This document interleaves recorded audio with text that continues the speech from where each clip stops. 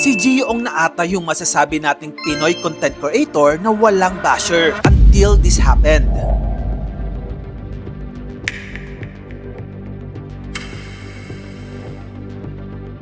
Yup, that's Gio-ong. Same Gio-ong na nakilala natin bilang isang family-oriented, adventurous content creator. He is also a husband to his beautiful wife, Janice Ong. Pero ang ikinagulat ng marami, hindi si Janice ang hawak-hawak niya sa bewang. As you know, sobrang viral ngayon yung kumakalat na video kung saan makikita ang Filipino rapper at content creator na si Gio-ong sa isang party sa La Union. Kasama niya ang asawa niyang si Janice at ang kanilang anak na si Jeremiah Ong. Pero hindi yung family moment ang napansin ng mga netizens. Yung nag-viral talaga ay yung eksena kung saan tila naging touchy si Gio sa isang babaeng hindi bahagi ng pamilya. Napansin pa ng ilang netizens na tila aware ang anak na si Jeremiah Ong sa nangyayari. To the point na parang tinuturo pa nito sa kanyang mama yung ginagawa ng kanyang papa sa babae. I'm a fan and I'm deeply disappointed. Ha ha ha ha. People keep defending this by saying the girl is his kamag-anak or pinsan, but let's be real, that does not make it right. Even if she were a relative, a real man would never act that way, especially in front of his wife and his child. Being drunk is not an excuse. Having a family means knowing your boundaries at all times.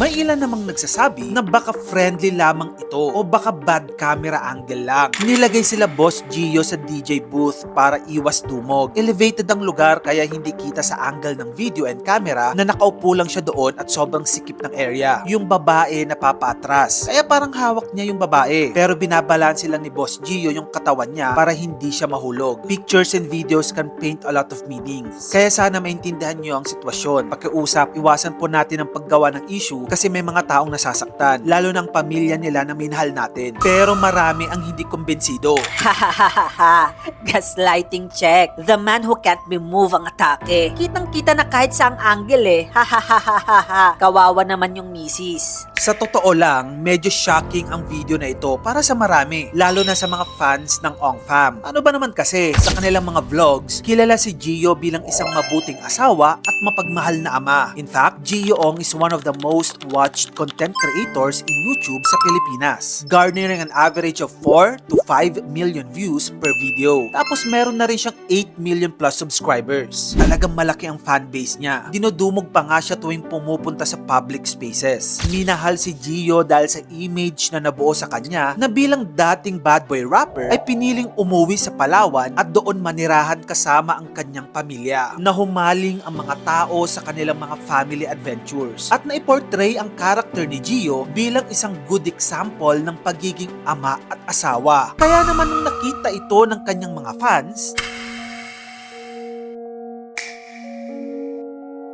marami ang disappointed. Ang viral issue na ito ni Gio-ong ay hindi lang basta yung isang video lang ha. Ito ay naging diskusyon ng boundaries, respeto, at kung paano binibigyan ng meaning ng netizens ang kilos ng isang public figure, lalo na kung may pamilya sa likod niya.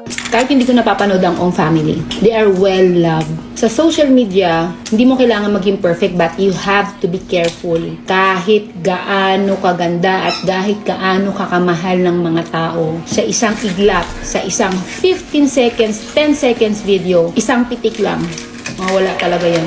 Eh ikaw, ano ang opinion mo tungkol sa viral na video na ito? Tara, pag-usapan natin sa comment section. At kung gusto mo pa na mag-ito pang klaseng content, dito lang yung sa channel ko kaya follow ka na. Mag-subscribe ka na rin sa aking YouTube channel. Yun lang, maraming salamat sa panonood.